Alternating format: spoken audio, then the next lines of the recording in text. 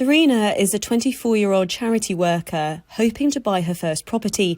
She's urgently trying to secure a mortgage before interest rates increase even further. My mortgage broker actually proactively called me this morning saying that she'd been advising all of her clients to get on the ladder now and just get in there, get a mortgage agreement, because interest rates are only going to go up and property prices are only going to go up. And the last thing I want to do is make a rod for my own back and wait too long, and everything's much more expensive than it is now. So we've recently heard that some mortgage deals are being withdrawn by mortgage providers, by building societies.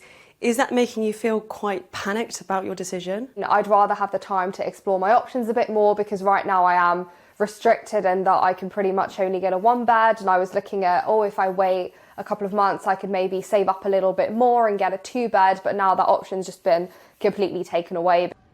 But not everyone can easily exchange on properties at the moment.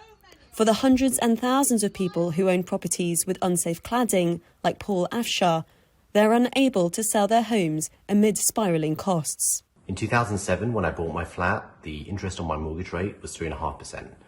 As of September, it's now well over 5%, and that's only going to keep going up. A big part of the problem was that I got a bad deal on my mortgage originally because I was a first-time buyer and I was buying through the government shared ownership scheme. And that bad deal, unfortunately, is coming back to haunt me with a very real and very scary prospect of spiralling costs thanks to continued interest rate rises. Some economists have predicted that the Bank of England will raise interest rates to 5.8% by spring, which will make it less attractive to buy a new property. At the same time, today we have cut stamp duty. The Chancellor's announcement that stamp duty is being cut shows that the government is trying to fuel the housing market. The question is, will it benefit people if they can't afford the mortgage repayments in the first place?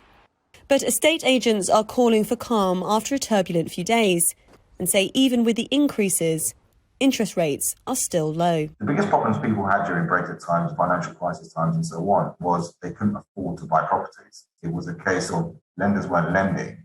So now it's a case of lenders are still lending, interest rates are still low.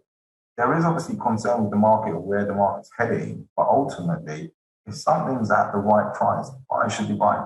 For many buyers, their conundrum now is whether to fix their interest rates or wait to see if the forecasts are wrong. Alice Porter, GB News.